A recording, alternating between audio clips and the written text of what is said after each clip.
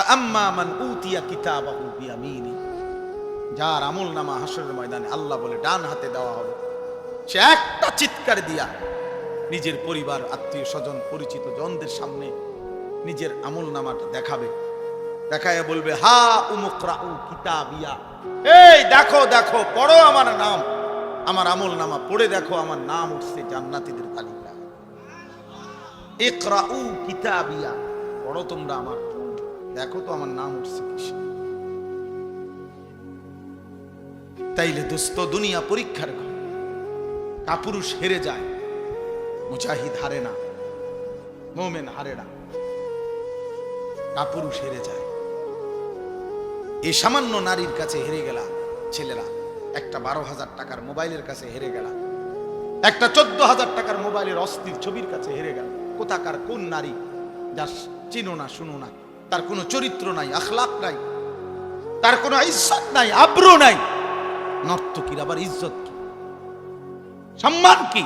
তো বেহায়া, বেপর্দা, অসভ্য নারী, তাকে দেখে দেখে সুস্থ সবল একটা সুন্দর জীবন যে যুবক নষ্ট করে দেয়, তোর চাইতে বড় আহাম্মক আর কে হইতে পারে না? বেউকুফ, কি দেখে নষ্ট করলি নিজে? বাজে, নোংরা, একটা দুশ্চরিত্রা নারীকে দেখে দেখে, যে নারী সারা পৃথিবীর জন্য নিজের ছবি ছেড়ে দিছে, এর কোনো লজ্জা শরম আছে কিছু? তাহলে এর চাইতে নিকৃষ্ট, অসভ্য আর কেউ হইতে পারে? এটা কি পরিমাণ বেহায়া, যে সারা পৃথিবীর জন্য নিজেরে ছেড়ে দিছে। দেখো সারা পৃথিবীবাসী, দেখো আমার, দেখো আমার। পৃথিবীতে কোনো যুগেই, কোনো কালেই অসভ্যতা, বেহায়াপনা, অশ্লীলতা কোনো কালেই কারো কারো কাছে, কোনো ধর্মাবলম্বীদের কাছেই পছন্দনীয় না, পছন্দনীয় না। আফসোসের বিষয়। এই জন্য বাপ আমার, বন্ধু আমার, আমরা প্রত্যেকেই মনের চাহিদার বিরোধিতা করে আল্লাহর কোরআন এবং রাসূলের সুন্নাহ মতো চললে আমাদের আখিরাত নিশ্চিত। ইসলাহি মাহফিলের মূল ফিকির এটা, মনের চাহিদার বিরুদ্ধাচরণ। আমরা কিতাবের মধ্যে পড়ছি, মানুষের মনের চাহিদা দুধ খাওয়া বাচ্চার মতো। যে বাচ্চা দুধ খায় ওর মতো এই মনের চাহিদা মানুষ। মানে কি? মানে হইল, উনি আছে সুন্দর ব্যাখ্যা, যেই বাচ্চা দুধ খায়, এই বাচ্চার নিয়ম হইল 2 বছর পূর্ণ হইলে মারা বহুত জোর কইরা দুধ ছাড়া। বুঝেন নাই? এ জীবনেও নিজের থেকে নিজে আমনে হেরে যদি কোরআন শরীফের আয়াত পড়ে কোন যে বাবা লিখছে কোরআনে 2 বছর পরে দুধ ছেড়ে দাও, এতে ছাড়বেন, এতে দুধ খাইতে চাই, মায়ের বুকের দুধ সে ছাড়তে চায় না। তারে জোর করে মহিলারা, প্রত্যেক মহিলারা, যে সমস্ত মায়েরা বাচ্চাকে দুধ খাওয়ায়, 2 বছর পূর্ণ হলে মায়েরা অনেক কষ্ট কইরা থাপড়াইয়া, মায়েরা ফিরাইয়া কান্দে, ঘন্টার পর ঘন্টা বাচ্চা কান্দে, কিন্তু এরপরও তারে দুধ ছাড়া। মানে এইটা মা যদি কষ্ট করে দুধ না ছাড়ায়, তাতে তারে যদি ছেড়ে দেয় এমনি এটার উপরে যে নিজে নিজে ছেড়ে দিব, তাইলে এতে দুধ খাওয়া ছাড়বে না, আরো বড় হইলেও ছাড়বে, মায়ের বুকের দুধ ছাড়বে না। তো এইটারে বলে আর কি বুজুর্গরা, যে মানুষের মনের চাহিদাটাও এই দুধের বাচ্চার মতো। অর্থাৎ জোর করে যদি আপনি মনের চাহিদা না সরান, তা আপনি যদি ছাইরা দেন, তো এই মনের চাহিদা আপনার জাহান্নামে নিয়া তারপরে থামবে, জাহান্নামে পৌঁছাইয়া যাবে। নফস তোমারে জাহান্নামে পৌঁছাই দিবে দোস্ত। একজন নারী দেখে তুমি থেমে যাবে না, না, এবার দেখতেই থাকবা, দেখতেই থাকবা, দেখতে। এই জন্য নেশাখোর, মদখোর যারা, গোটা সাগর যদি মদ বানায়া দেয় হারামখোরের, এরপরও তৃপ্তি হয় না। দেখেন, যারা মদখোর, নেশাখোর, গাঁজাখোর, ফুট্টাখোর, বাবাখোর, ডাইলখোর, হারামখোর, এগুলো লানত তার উপরে। আল্লাহ রাসূল বলছে, মুদমিনু খামরিন, যে নেশাখোর তার জন্য জান্নাত হারাম, হারাম, তার জন্য জান্নাত হারাম। নবীজি বলছে, শবে বরাতের রাতে, যে রাতে আল্লাহ তাআলা কোটি কোটি বান্দাকে মাফ করে দেয়, সেই পবিত্র বরকতময় রাতেও এই নেশাখোরকে আল্লাহ মাফ করে, মাফ করে। জন্য যুবক, এক ফোঁটা নেশার সাথে যদি কারো সম্পর্ক থাকে, রহম করো নিজের উপরে, ছেড়ে দাও। বলে 1-2 ফোঁটায় কিচ্ছু হবে না, না খোদার কসম, 1 ফোঁটাও হারাম। কুল্লু মা আসকারা ফাকালিলুহু ওয়া কাসীরুহু হারাম। নবীজি সাল্লাল্লাহু আলাইহি সাল্লামের হাদিস, যা নেশা তৈরি করে তা সামান্য হারাম, বেশিও হারাম। পেশাবের 1 ফোঁটা খেয়ে দেখো, পায়খানার 1 ফোঁটা, এক সামান্য পায়খানা খেয়ে দাও, সামান্যই তো এটা।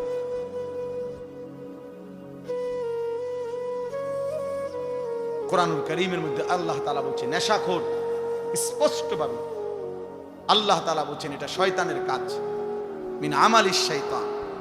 আর শয়তান তোমাদেরকে কি চায়? মদ এবং জুয়ার মাধ্যমে আইয়ুকিয়া বাইনাকুমুল আদাওয়াতা ওয়াল বাগদা, শত্রুতা বিদ্বেষ তৈরি করে। ওয়ায়াসুদ্দুকুম আন যিকরিল্লাহ, আল্লাহর স্মরণ থেকে সরিয়ে রাখে মদ জুয়া। ওয়া আনিস সালাহ, এবং 5 ওয়াক্ত নামাজ থেকে ফিরিয়ে রাখে। আল্লাহ বলছে ফাহাল আনতুম মুনতাহুন, হে আমার ঈমানদার বান্দা, তাহলে এতগুলো ক্ষতিকর কথা শুনে তুমি কি মদ এবং জুয়া থেকে ফিরবে না? তাফসীরের মধ্যে আছে বন্ধু, কোরআনের তাফসীরে আছে, এ আল্লাহ যখন এই আয়াত নাজিল করছে, ফাহাল আনতুম মুনতাহুন, হে আমার ঈমানদার বান্দারা, মদ এবং জুয়ার থেকে তোমরা তাহলে ফিরবে না, ফিরবা না? তো সাহাবায়ে কেরাম সবাই তখন নবীজির সামনে যারা উপস্থিত শুনছে নবীজির জবানে এই আয়াত, সাথে সাথে সাহাবীরা বলছে, 2 হাত তুলে আল্লাহকে সাক্ষী রেখে বলছে, ইয়া রাব্বি কাদ ইনতাহাইনা, হে আল্লাহ আমরা ছেড়ে দিলাম, ছেড়ে দিলাম। জন্য এখনো তোমরা সবাই বলো যে আল্লাহ আমরা ছেড়ে দিলাম। বলেন, হাত উঠান, হাত উঠান, বলেন, বলেন আমরা আল্লাহ ছেড়ে দিলাম। আল্লাহ তৌফিক দান করেন। একটু হলো আমরা সবাই নেশা করি, আমি তো বলি নাই, বুঝানোর উদ্দেশ্য হলো যে আল্লাহর নাফরমানি থেকে আমরা বিরত থাকব। একক ব্যক্তিকে তো দাঁড়া করানো লজ্জার বিষয়, এজন্য সবাই মিলে নির্দিষ্ট একদিন একজনকে চিহ্নিত করা, এটা তো তার জন্য আত্মমর্যাদার বিষয়। আল্লাহ বুঝার তৌফিক দান করে।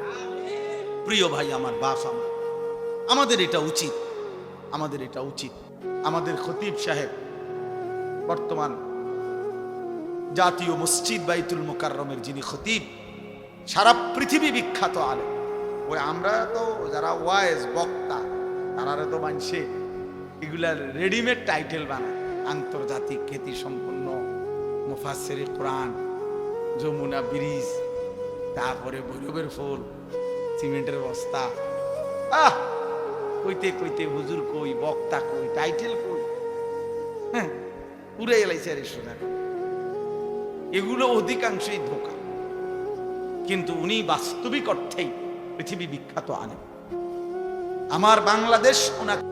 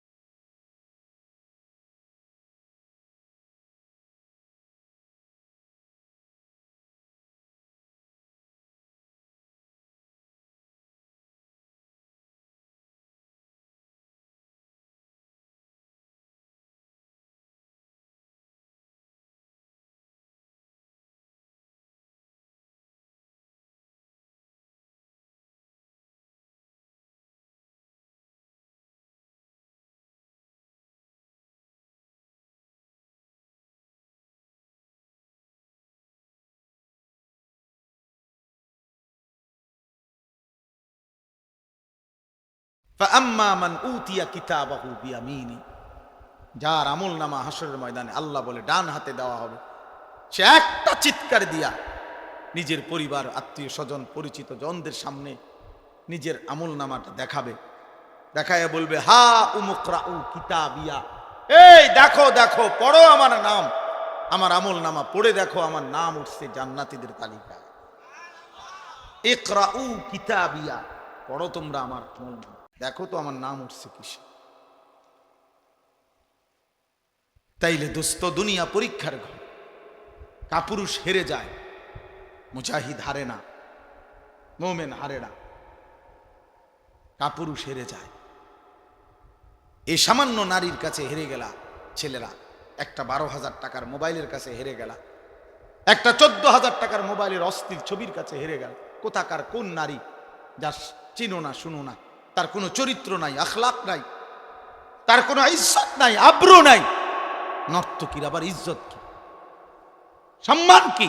তো বেহায়া, বেপর্দা, অসভ্য নারী, তাকে দেখে দেখে সুস্থ সবল একটা সুন্দর জীবন যে যুবক নষ্ট করে দেয়, তোর চাইতে বড় আহাম্মক আর কে হইতে পারে? বেউকুফ, কি দেখে নষ্ট করলি নিজের? একটা বাজে, নোংরা, একটা দুশ্চরিত্রা নারীকে দেখে দেখে, যে নারী সারা পৃথিবীর জন্য নিজের ছবি ছেড়ে দিছে, এর কোনো লজ্জা শরম আছে কিছু? তাহলে এর চাইতে নিকৃষ্ট, অসভ্য আর কেউ হইতে পারে? এটা কি পরিমাণ বেহায়া, যে সারা পৃথিবীর জন্য নিজেরে ছেড়ে দিছে। দেখো সারা পৃথিবীবাসী, দেখো আমার, দেখো আমার। পৃথিবীতে কোনো যুগেই, কোনো কালেই অসভ্যতা, বেহায়াপনা, অশ্লীলতা কোনো কালেই কারো কারো কাছে, কোনো ধর্মাবলম্বীদের কাছেই পছন্দনীয় না, পছন্দনীয় না। আফসোসের বিষয়। এই জন্য বাপ আমার, বন্ধু আমার, আমরা প্রত্যেকেই মনের চাহিদার বিরোধিতা করে আল্লাহর কোরআন এবং রাসূলের সুন্নাহ মতো চললে আমাদের আখিরাত নিশ্চিত। ইসলাহি মাহফিলের মূল ফিকির এটা, মনের চাহিদার বিরুদ্ধাচরণ। আমরা কিতাবের মধ্যে পড়ছি, মানুষের মনের চাহিদা দুধ খাওয়া বাচ্চার মতো, বুঝুন, যে বাচ্চা দুধ খায় ওর মতো এই মনের চাহিদা মানুষ। মানে কি? মানে হইল, উনি আছে সুন্দর ব্যাখ্যা, যেই বাচ্চা দুধ খায়, এই বাচ্চার নিয়ম হইল 2 বছর পূর্ণ হইলে মারা বহুত জোর কইরা দুধ ছাড়া। বুঝেন নাই? এ জীবনেও নিজের থেকে নিজে আমনে হেরে যদি কোরআন শরীফের আয়াত ফিরে কন যে বাবা লিখছে কোরআনে 2 বছর পরে দুধ ছেড়ে দাও, এতে ছাড়বে না, এতে দুধ খাইতে চাই।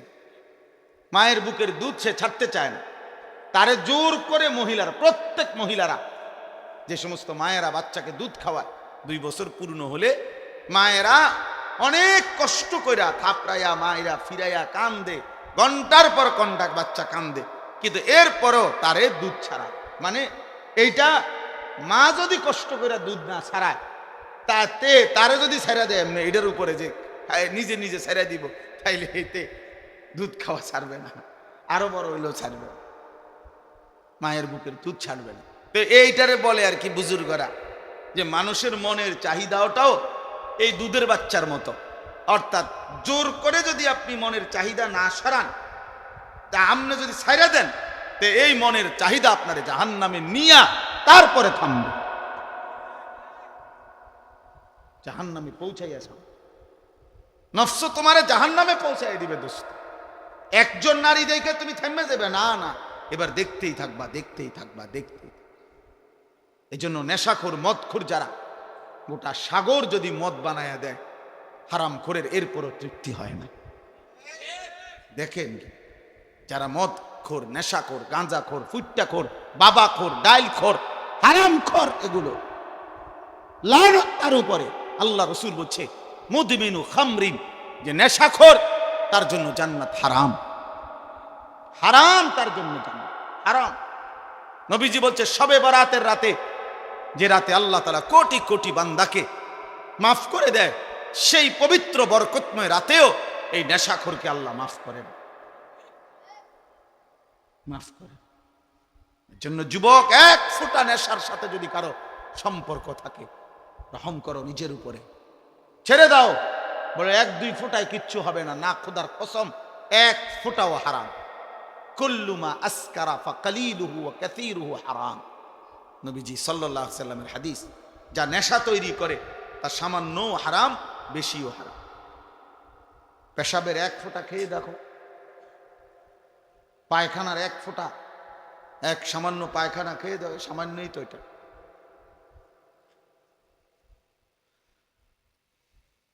কোরআনুল কারীমের মধ্যে আল্লাহ তাআলা বলছেন নেশাখোর, স্পষ্টভাবে আল্লাহ তাআলা বলছেন এটা শয়তানের কাজ, মিন আমালিশ শয়তান। আর শয়তান তোমাদেরকে কি চায়? মদ এবং জুয়ার মাধ্যমে আইয়ুকিয়া বাইনাকুমুল আদাওয়াতা ওয়াল বাগদা, শত্রুতা বিদ্বেষ তৈরি করে। ওয়ায়াসুদ্দুকুম আন যিকরিল্লাহ, আল্লাহর স্মরণ থেকে সরিয়ে রাখে মদ জুয়া। ওয়া আনিস সালাহ, এবং 5 ওয়াক্ত নামাজ থেকে ফিরিয়ে রাখে। আল্লাহ বলছে ফাহাল আনতুম মুনতাহুন, হে আমার ইমানদার বান্দা, তাহলে এতগুলো ক্ষতিকর কথা শুনে তুমি কি মদ এবং জুয়া থেকে ফিরবে না?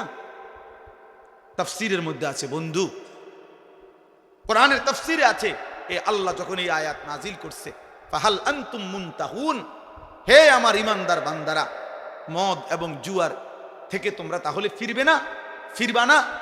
তো সাহাবায়ে কেরাম সবাই তখন নবীজির সামনে যারা উপস্থিত শুনছে নবীজির জবানে এই আয়াত সাথে সাথে সাহাবীরা বলছে, 2 হাত তুলে আল্লাহকে সাক্ষী রেখে বলছে, ইয়া রাব্বি কাদ ইনতাহাইনা ইনতাহাইনা, হে আল্লাহ আমরা ছেড়ে দিলাম ছেড়ে দিলাম। এজন্য এখনো তোমরা সবাই বলো যে আল্লাহ আমরা ছেড়ে দিলাম। বলেন, হাত উঠান, হাত উঠান, বলেন বলেন আমরা আল্লাহ ছেড়ে দিলাম। আল্লাহ তৌফিক দান করে। অর্থ হলো আমরা সবাই নেশা করি, আমি এটা বলি নাই। বুঝানোর উদ্দেশ্য হলো যে আল্লাহর নাফরমানির থেকে আমরা বিরত থাকবো। একক ব্যক্তিকে তো দাঁড়া করানো লজ্জার বিষয়, এজন্য সবাই মিলে হাত তুলব। নির্দিষ্ট একদিন একজনকে চিহ্নিত করা, এটা তো তার জন্য আত্মমর্যাদার বিষয়। আল্লাহ বুঝার তৌফিক দান করে। প্রিয় ভাই আমার, বাপ আমার, আমাদের এটা উচিত, আমাদের এটা উচিত।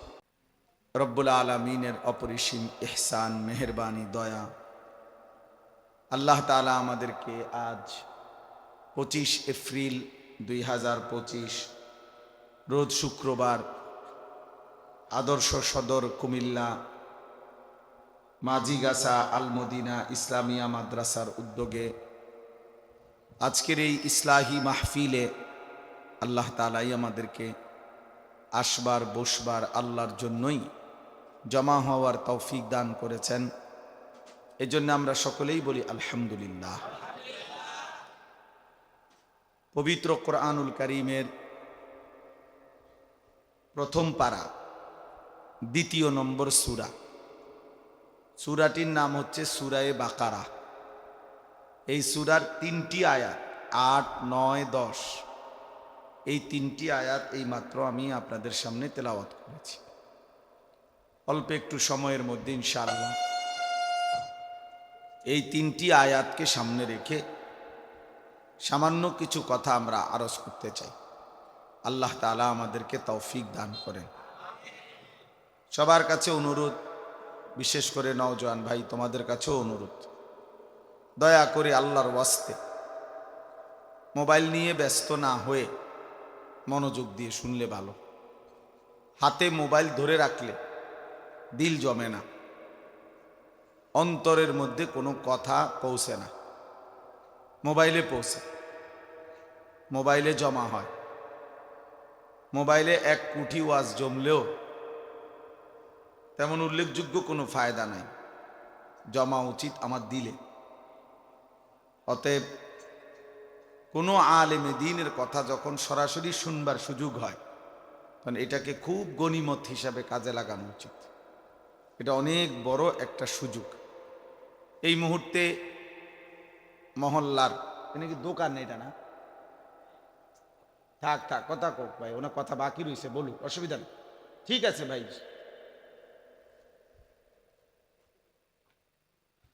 তো এজন্য বললাম যে সামনাসামনি শুনবার বরকত খুব বেশি।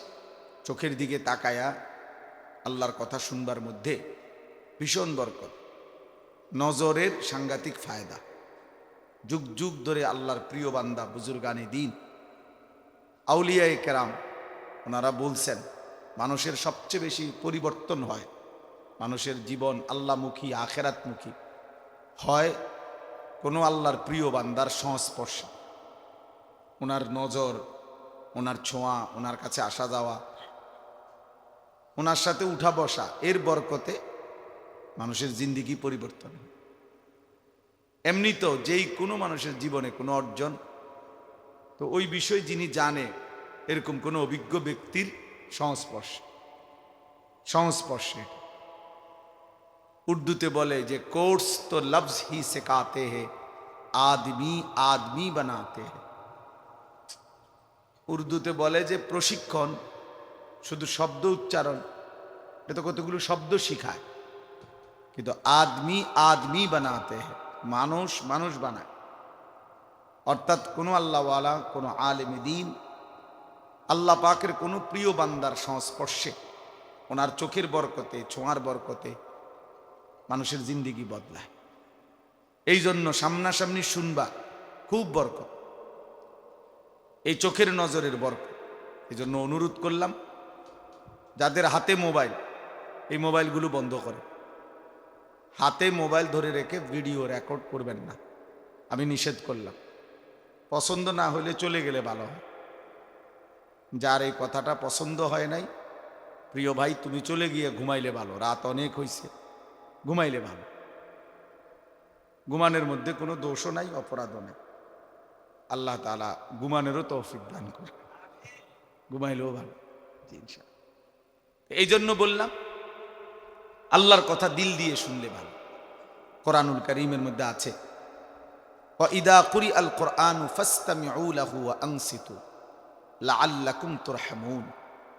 যখন আল্লাহর কোরআন পড়া হয় তখন তোমরা মনোযোগ দিয়ে শোনো এবং চুপ থাকো। সরাসরি আল্লাহর আদেশ, ফাসতামিউ লাহু ওয়া আনসিতু, তোমরা মনোযোগ দিয়ে শোনো এবং চুপ থাকো। আল্লাহ তাআলা ওয়াদা দিয়েছেন যদি এই দুইটি কাজ করতে পারো তো লাআল্লাকুম তুরহামুন, অবশ্যই তোমাদের উপরে রহমত বর্ষিত হবে। আর তাফসিরের মধ্যে আছে রহমত বর্ষিত হবে মানে হলো যে আল্লাহর কথা মনোযোগ দিয়ে শোনে, চুপ থেকে শোনে, এই রহমত তার উপরে বর্ষিত হয়, মানে আল্লাহ তাকে ওই কোরআন অনুপাতে আমল করার তৌফিক দান করে। এটাই লাআল্লাকুম তুরহামুনের অর্থ। তাহলে এই যে দেখবেন অনেক মানুষ আল্লাহর দ্বীনের কথার উপরে তার আমলের তৌফিক হয় না কেন? চাচা জান আজগা সামনের কাতারে নামাজ পড়ে, 30 বছর 40 বছর সামনের কাতারে বসে নামাজ পড়ে, প্রত্যেক শুক্রবারে জুমার নামাজের বয়ান শোনে, কিন্তু যেই কিসিমের সুরত চলাফেরা এরকম। তাহলে এমন কেন? এই সুদ খাইতেছে, মিথ্যা বলতেছে, বিড়ি সিগারেট খাইতেছে, গালিগালাজ করতেছে, টেলিভিশন নাচ গান দেখতেছে, নাটক সিনেমা দেখতেছে, অথচ মসজিদে উনি সামনে বসে নামাজ পড়ে। তো উনি এরকম সদরবদর কেন? এমন কেন? মূল কথা হলো কলিজার মধ্যে এটাই, দিলের মধ্যে যদি পরীক্ষা করা হয় তো এটাই পাওয়া যাবে যে তার দিলে আল্লাহর কথার প্রতি কোনো আগ্রহ, কোনো আন্তরিকতা, মানবার কোনো মানসিকতাই মূলত নাই, কোনো মানসিকতাই নেই। এ বৈশা হয়তো ঝুরায়, মাথা নিচের দিকে নিয়ে রাখে, কাইথিয়া থায় ঠ্যাং হাত, মানে এক ধরনের জান চলে না, বা অবহেলা, অলসতা, খামখেয়ালি আল্লাহর কথার প্রতি। এই মানুষগুলোর কি হয় না? জীবনেও পরিবর্তন হয় না। অলসতা অত্যন্ত ভয়ঙ্কর একটি ব্যাধি। হাদিসের মধ্যে আছে আমাদের প্রিয় নবী সাল্লাল্লাহু আলাইহি ওয়াসাল্লাম 5 ওয়াক্ত নামাজের পরে নবীজি সাল্লাল্লাহু আলাইহি ওয়াসাল্লাম কিছু দোয়া করতেন কমন, মানে নিয়মিত প্রত্যেক নামাজের পর। এর মধ্যে এটাও তিনি দোয়া করতেন আল্লাহুম্মা ইন্নী আউযু বিকা মিনাল আজজি ওয়াল কাসাল, আল্লাহ আমি আপনার নিকট দুর্বলতা, অক্ষমতা এবং অলসতা থেকে পানাহ চাই। এটা নবীজি দোয়া করতেন, নবীজি এটা দোয়া করতেন। অর্থাৎ অলসতা থেকে মুক্তি চাই, নেক কাজে গরিমসি করা, অলসতা করা, এটা থেকে আল্লাহ নবী সাল্লাল্লাহু আলাইহি ওয়াসাল্লাম পানাহ চাইতেন। কোরআন শরীফে আছে ফাইদা ফারাগতা ফানসাব। আমাদের প্রিয় নবী সাল্লাল্লাহু আলাইহি ওয়াসাল্লামকে আল্লাহ তাআলা বলছেন, আপনি যখন সারাদিন দ্বীনি কাজ করে রাত্রিবেলা অবসর হবেন, দাওয়াত, তাবলীগ, তালিম, তাজকিয়া, জিহাদ, ইমামত, কত কাজ করতেন নবীজি দিনের বেলা। পুরাটা সময় তিনি মানুষের কল্যাণে, উম্মতের ফিকিরে দ্বীনি কাজ করতেন।